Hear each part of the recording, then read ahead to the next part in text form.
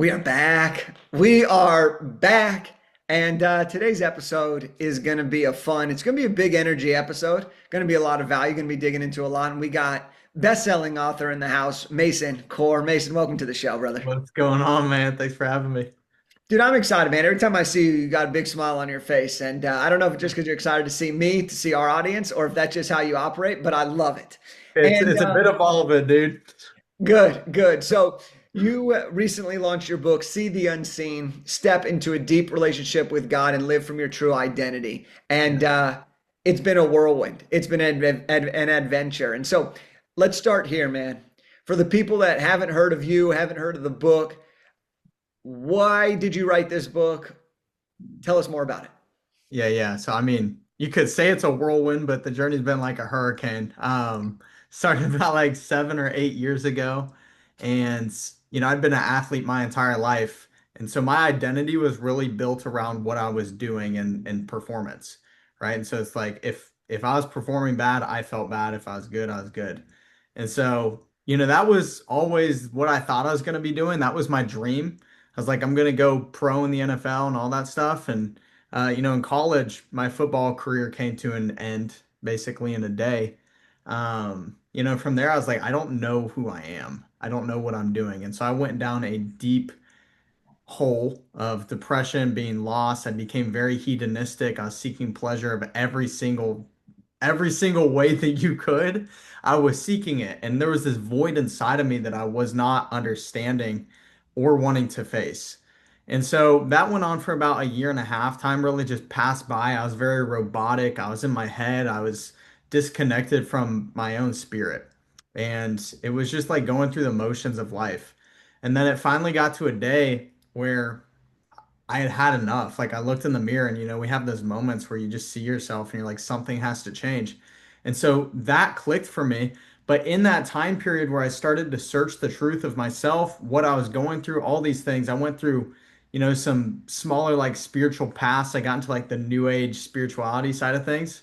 But more than anything, just wanting to fix my mindset. There was one night where I was meditating on what my purpose was in life. And especially as men, high performing guys, it's like you can be so geared towards a mission where if you don't have that, you don't know what you're doing. And I've always been that type of person where it's like I know I was called for some bigger mission, some reason. I'm like, yeah, I'm just not the normal life is not me. I wasn't called for that. And I was asking over and over in this meditation, I was like, what is my purpose? What is my purpose? What is my purpose? And I start to doze off a little bit, right? Like right before a dream state. And in that space, there was a loud, audible voice that came out of nowhere like a train that smacked me.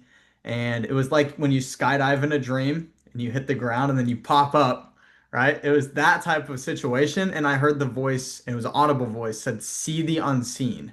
Mhm. And I just knew in my heart of hearts that it was God.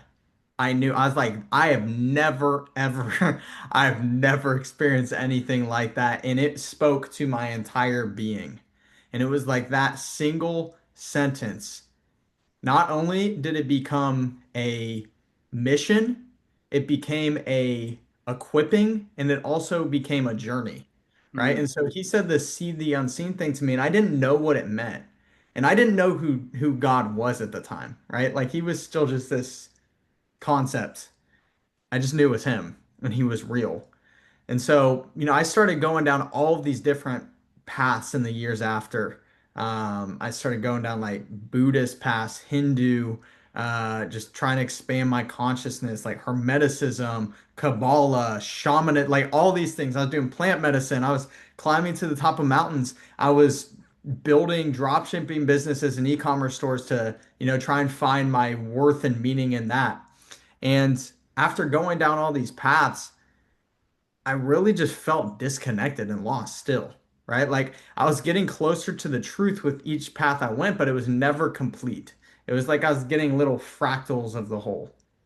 And so, in that period, I was still relying a lot on myself, and that's what I'd grown up with was a a home that it wasn't really rooted in. the spirit of God, but a lot of like the ritualistic things. It was a half Jewish, half Christian home, and we just did like the holidays. But again, athleticism was my religion, and so. Yeah, I mean, very self-reliant in that time period and thinking that it was all about God serving me, right? Like I wanted his gifts, I wanted his blessings, I wanted all of that, but I didn't want him. I didn't Mm, want a relationship with him. And I never really learned how to relate with God because it wasn't a thing that we did. It was like, hey, let's just be forgiven of our sins, let's wash yourself clean, let's, just do what we think is right. And so, yeah, it was a lot of that striving mindset. And it wasn't until I went through deep, just relationship changes and lessons, learning how to relate with people from the heart, opening up more of myself, encountering the lies of myself. And in that process, too, just seeing all of the false beliefs that I've carried, I realized how disconnected from the truth I was, even though I was seeking it. mm, Right. And there was a very unique incident that happened in 2023. It was the first time I went to church with my now fiance, and when I went there, I'd already been drawn towards like Jesus in that journey. But when I walked out of there, something felt different. It felt right. And so I remember around that time, I had a King James Bible I bought. Right. I opened it for a second at one point, closed it immediately because if you've read the Ye Old King James Bible, it's like, what am I freaking reading right now?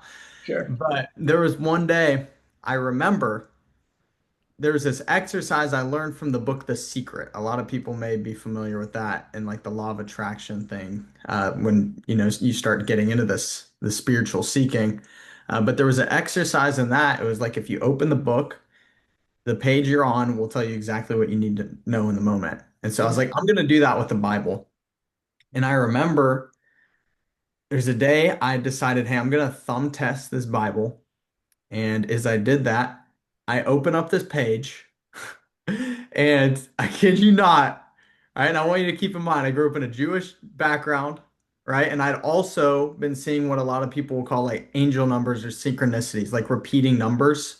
So 111 or 1111, like those things pop up over and over. And those were guiding me, even to the point that moving from Ohio to Tampa, they call me last minute to tell me the apartment I was originally going to live in. They're like, hey, that apartment you're in, you're going to get like someone took it, but we just had one open up on the first floor. It's 111. Do you want it? I was like, all right, that's my sign to go. So anyway, I'm about to do this thumb test in the Bible. I open it up and I turn to Hebrews 11:1, right? So those two things stick out to me, but this is the craziest part. The verse Hebrews 11:1 is faith is the substance of things hoped for, the evidence of things not seen. And so it was a full circle moment where I was like, oh my God, God's telling me to have faith. He's telling me to have faith. I was like, but what do I have faith in? Right. So that started another journey. Right. And that's where I started to really go down the seeking even more. And it was around that time where the plant medicines and all that came in, trying to find meaning in business, like thinking he's just saying have faith in the business and all that.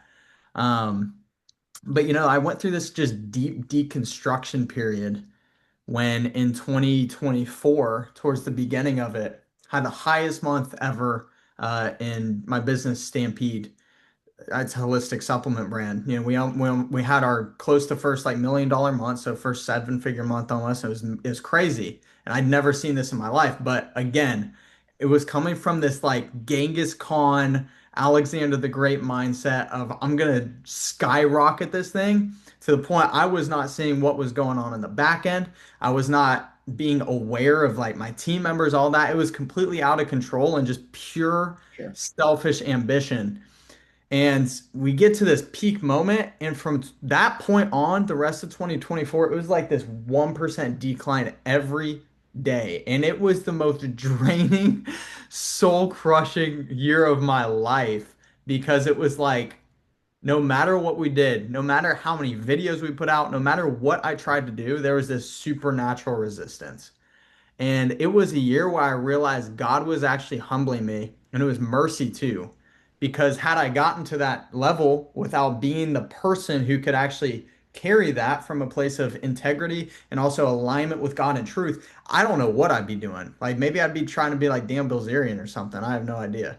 And so like I got humbled hard and I learned to rely on him for not only my stability of the business, but my own inner stability, my own worth. And throughout that year, there was a lot of things I wrestled with, like, just really starting to get into the Bible more because of course, I ignored the Bible after that one incident. I was like, yeah, that was enough for Sure. me. But I get to the end of 2024, had some coaching like mentor, like a younger brother type of figure, and then another friend who was Muslim. All these people out of nowhere came to me to be baptized. And it was wild because I'm like, why? Like, why me? Right. And again, that was me thinking about myself. It's not in my name they get baptized anyway. So I was like, okay, I guess I can do that. But it's the first time I really felt like I partnered with Jesus in that relationship. And from there, going into 2025, I committed to reading the Bible every single day for a year.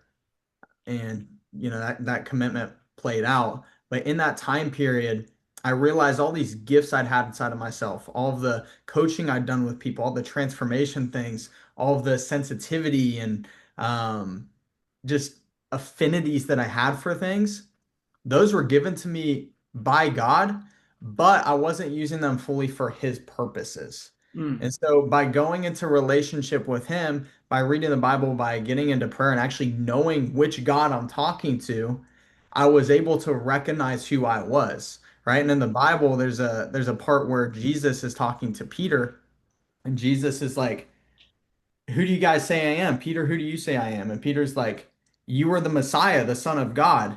And after that is when Jesus calls him the rock on which his church is built. And so the lesson is that is as soon as we recognize the identity of who God is, we recognize who we are.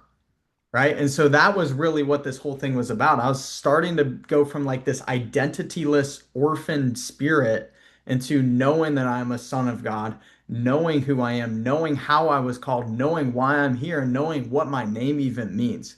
And it's like he showed me, the name Mason, yeah. right? It's a builder of stone. And ironically, if you go back to Jesus's time, he wasn't a carpenter. He was what was called a tecton, which was a stonemason, right? So Mm, it's like the name that I was given was like his occupation.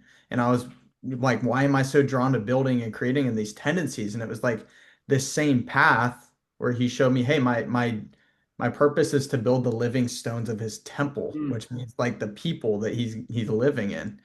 And so that's really what this whole journey became about, and it started to become clear. And then towards the end of 2025 summer, I'd gone through some relationship ups and downs, a lot of humbling in that sense. I'd encountered my own just like how I'd leaned on like lust and sexuality too as a way to feel like a man, right? And so mm, there's a lot of things I was seeing in myself. Like very abstinent at that time, like recommitted that way so we could have a relationship with the Lord. Um, but yeah, just encountering so much of myself. And towards the end of 2025 summer, there was another day in church, my church I go to now. First day I was in there was Father's Day. Um, and my pastor, he's talking about like the role of a father and a man in the home. And he gets to a point in his freaking message where he says the role of the father in the home is to see the unseen. And I was like, oh my God, here we go again, touching my bald head. I'm like, oh my Lord, he's showing me what it means to be a man. Like, honestly, like this whole thing, like have faith in him, be a son to him and understand that so I can be a father. Right. And like see the people around me from that place of like guidance and walking them into a relationship with the father. So that was a very like prophetic day. yeah. And from there, I just felt God put it on my heart after I had been watching these videos about these Christian business leader Sure. guys. They were just talking about like making books and all that stuff, and I just felt it in my heart like, yeah, I'd wanted to do a book for a while, and I was like, what would it be called? and just see the unseen. Yeah. Like, why not? I was like, what else would it be about? Let's do a book about Yeah. living from your true identity with God and transforming in that way and stepping into what God actually not only called you to live out, but who you are. And yeah, just went through the process with you guys, everything aligned Yeah. through Chris Mead connecting us, and Yeah, yeah. it just It's flowed. it's funny to hear kind of the story because there's two unique things here. One is obviously the faith path and the religious path, and it's always funny to me as someone who is a Jewish guy, grew up practicing and been to Israel a few times. It's Yeah, always fun to hear people how they find their own faith and their own spirituality journey and what it can mean to them because there's yes, different levels of every religion, right? There's different levels of Christianity, there's different levels of Judaism, of every religion. There will be no two Jews are the same, no two Christians are the yeah, same, but yet we all practice in our own way to create something that's meaningful to us for our own identities. And I love how your journey though, it all tied back to the things that you decided to see and seeing the unseen, right? Is you decided to see the things that were not previously available for your eyes, right? yes, The Hebrews 11:1 or whatever you said there, right? The yeah, the various different moments, the voices, the pastor talking about it. And I think life is so interesting and how it kind of puts it all together. But I think that that's also what makes a great story to create a great title. And yes. when there's a meaning behind the title, I think it allows the author to really stand behind their book.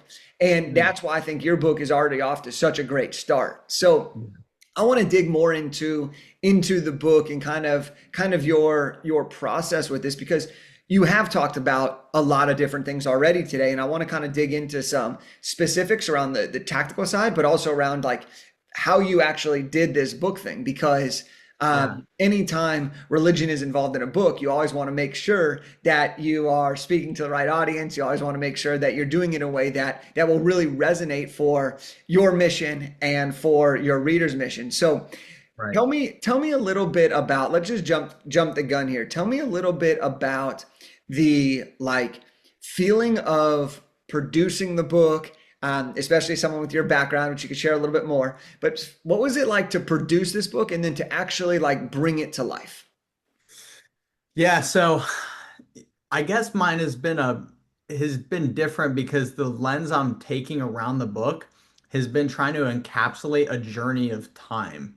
So it's not like it's just a nonfiction tactical based strategy book. It's like, no, I want to take people through a journey. How do I encapsulate a transformation into the pages of this? Right? It's like there's something to that. And so for me, it really first started with reconnecting to the journey I'd been on in the first place. Like Yeah. the book was before the book even existed. This just shows it. And so, I went through this.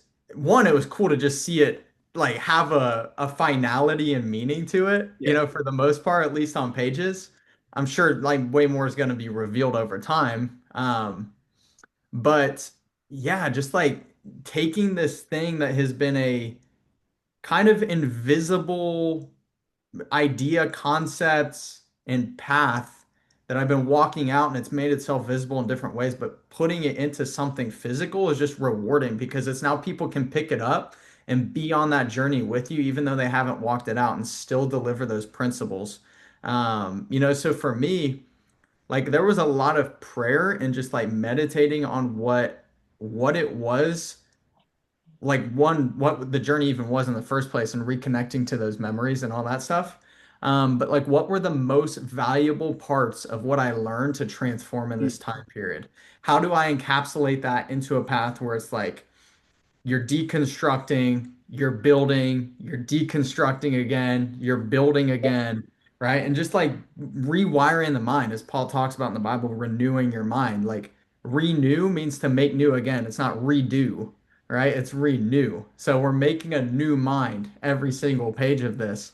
Um, and just exploring all these false things inside of us so that we can become a new person in the process. Yeah.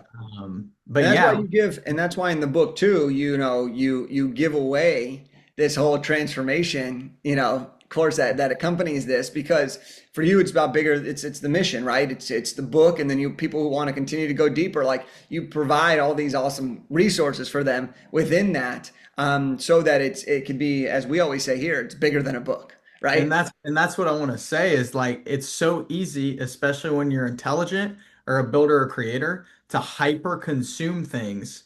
But we live in a culture where knowledge is so abundant, especially with AI, right? Like there's an abundance of knowledge, but a lack of understanding and wisdom, right? Mm, And so the true change comes from the embodiment of that. If we don't digest what we're chewing on in our mind, we're gonna get like it's gonna get lodged inside of us. We're gonna yeah. get indigestion in our hearts, right? And it's like we have to digest it from our mind down into our heart, into our being, into our spirit. And that's where the truth starts to become who we are, not just what we speak about.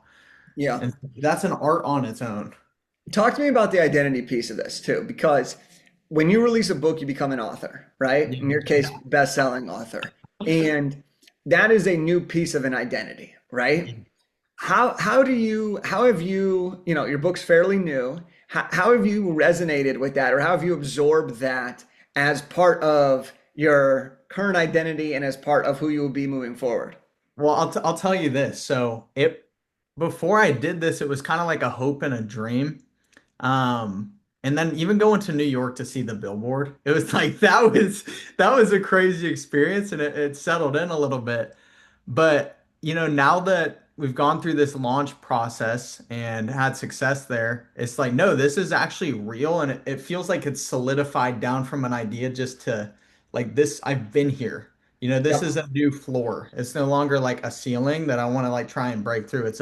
It's a new type of floor. But at the same time, what I'm watching for, which I've done in the past, and we all have to be aware of, especially when we're very action driven, is not making that fully who I am. Like I am not like it. First of all, I'm a son of God, right? I'm a saint in God's eyes, and so it's like, no, the author part is just an expression of that. And I think it's easy too to get locked into like I'm the single arm, but then sometimes we have to let go of what we're holding on to. And that's when our life feels crushed again. So I'm watching it from a place of like, yeah, that's an expression of me. I feel that. It's real, but in my root, I'm still grounded in this. Uh, Yeah. so yeah, that's been cool. It's fascinating because there's always so much interconnectivity between the athlete mindset, Mm. the entrepreneurial mindset, and then the identity piece that comes around all of that, right? And it's so interesting. I've had so many friends on both sides of the athletic game who have competed at the highest levels. And once they're Mhm. done competing at those respective levels, they go into a identity crisis, a shift, a who am I, right? And then Yeah. I've had many friends in the entrepreneurial level who have been at the top of the game, right? Hmm. The game that they were trying to play. And this is where I think is something so important. I'm gonna get to the point here in just a second. Is then they sell their company, or they transition their company, or some major life event shifts that causes them to force themselves to create some new identity. And they go into this place of loss or of confusion, or who am I, right? Yeah. There's so many overlaps there. And I want to pose this as a question for you. Do you think that so much of this is because we're playing the wrong game that we as a person are supposed to be playing? Or do you think it's because it's only the game that we are aware of, and therefore we think it's the one we're supposed to win? Yeah, phew. I'd say honestly the second one, and the thing is we can forget who we are. We can forget the person we actually are before we enter the game. Right? It's like we forget our identity when we step onto the field and we become just a player in the game. But it's like, no, when that game ends, like, who are you when you're not doing something? And the thing I just, I've thought about is, when you're an athlete, when you're a high performer, whatever it is, we become what we worship, right? Like where our heart is set, we become. In the Bible, it says, guard your heart for everything you do will flow from it, right? And so worship and devotion is only God can take that place. He's the only thing big enough to contain that because he's never going to break, right? Everything else is temporary. These identities will fade away, especially when we Yep. die. And so it's like what you set your heart on in worship, as in what you give your entire being to, right? That will transform you. And that's where sports and high performance and striving can become an idol to us. And so it's like when your identity is built around how do I be a winner? Like, how do I stay in the process of being a winner, number one? And it's like if I go down, I have to stay up. Well, when that goes away, like you may have just had a win from an exit or like the Super Bowl or whatever, but it's like you still have nothing to feel like you're number one at. So it's going to transfer into another thing. And that's how we get the striving thing. And it's like I've done this too with God. Like you can go into a relationship with him, be like, I feel like I have to be the best Christian, the best whatever, like the best at this, but that's where you end up in religiosity, right? Rather than relationship, it's like, you know, as a father, you just want your kid to want to enjoy being with you. It's not like you want them to prove all the time that they're worthy of your love. It's like that would break your heart, you know? And so like us with God, it's like you can take that mindset and think like, no, I have to strive to earn love instead of being able to rest in a relationship and just like have a conversation. Just like we are right now, like God wants that with us and he wants to just have this simple knowing with us. And from there, the doing stems from that, right? And we have John 15:5 is another verse. I am the vine. Jesus says, I am the vine, you are the branches. Whoever abides in me will bear much fruit, for without me you can do nothing. And we have to think of it like that plant behind you, right? You got these branches and leaves coming off of it. It's not the leaves job. I don't know if it's a real plant, but it's not the leaves job to grow. That's the vine's job, right? And the vine is Jesus. All the leaf has to do is stay attached.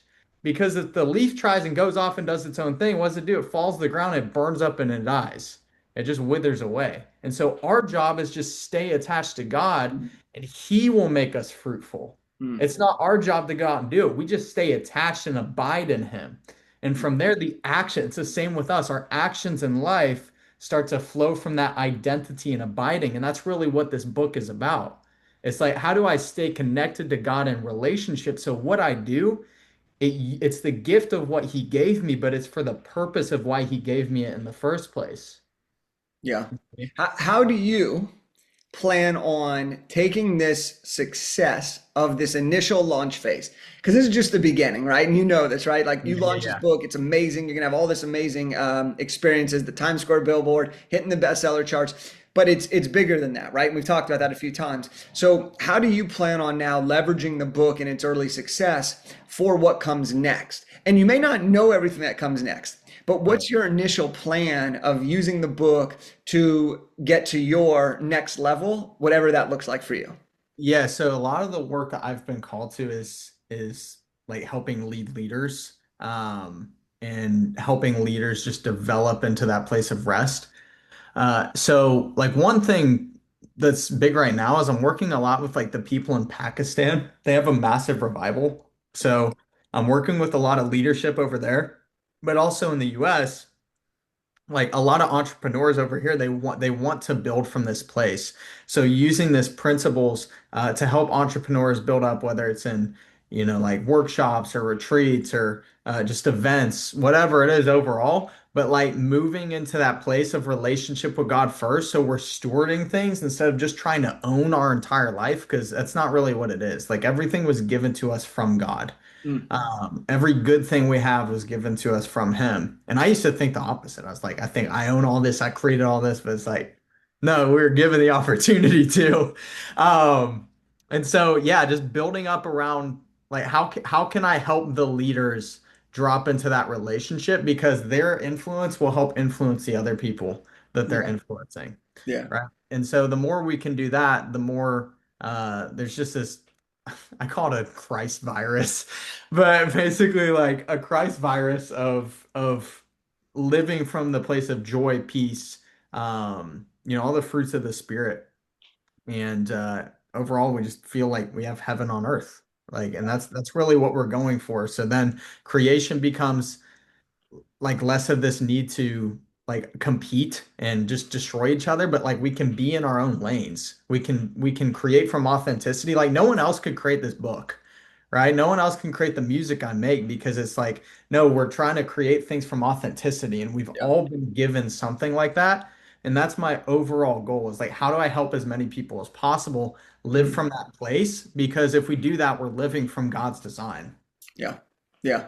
Awesome, dude. This has been great. I love the passion you have for what it is that you talk about. I can see there's a big mission here, and I love the story, right, of see the unseen. Like I think that there's so much meaning to how you chose your title, how you chose to create your book cover, how you chose to build this thing out and produce it. And I really appreciate the intention of working with you on this. And so for everyone that's listening, how can they get the book? How can they learn more about you? And ultimately, how can they, if they choose to want to work with you or get more information?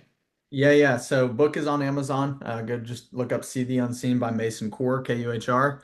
You can also check out my socials. I have a link through there and all of my other resources too. So if you're seeking a deeper relationship with God, if you even want to know who God is, or just want to build from a place of rest and alignment, then yeah, check out my stuff in that sense. Um, what was the other one? That's pretty much great. All right, let's We'll link go. it all up, brother. We'll link it all up to get here. Now I'm going to ask one final question here, and then I want to wrap up with a challenge to the audience here.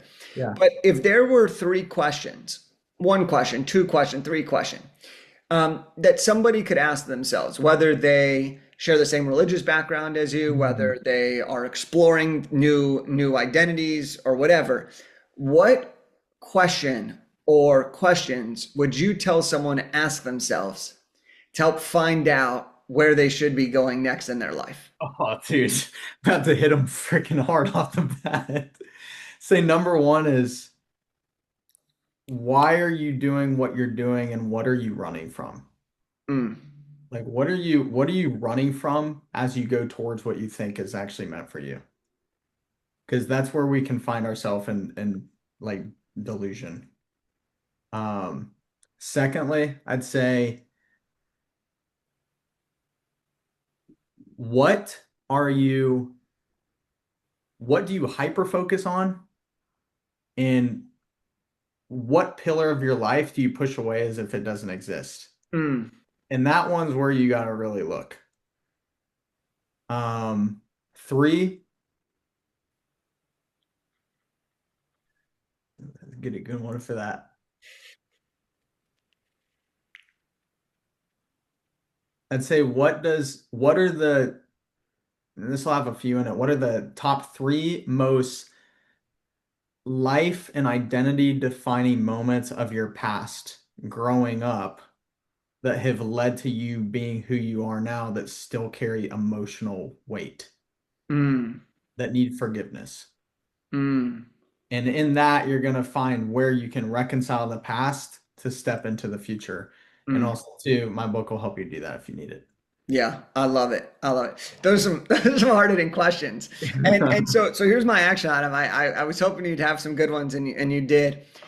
The challenge that I have for everyone who's listening to this and as we wrap up here is this. Take one of the questions that Mason just brought to the table. Take 15 minutes and just reflect on it. Whether Mhm. you journal it, whether you just think about it, whether you throw a timer on, whether you sleep through it, I don't care how you choose to answer this question. I just want you to pick one of those questions, rewind this a little bit, listen to them again, pick one of the questions and just answer it.